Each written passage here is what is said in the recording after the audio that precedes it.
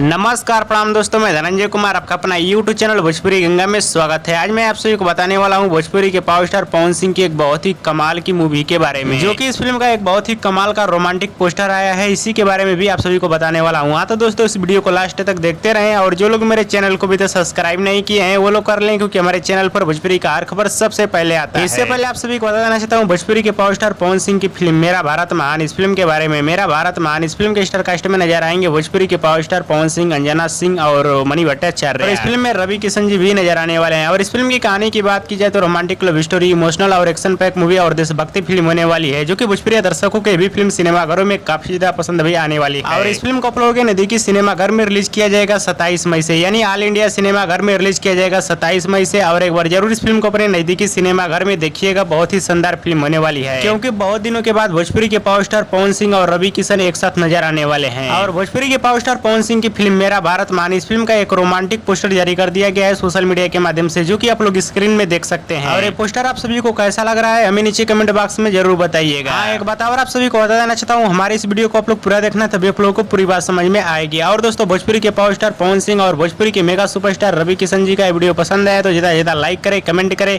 Share करें, subscribe करें। धन्यवाद दोस्तों।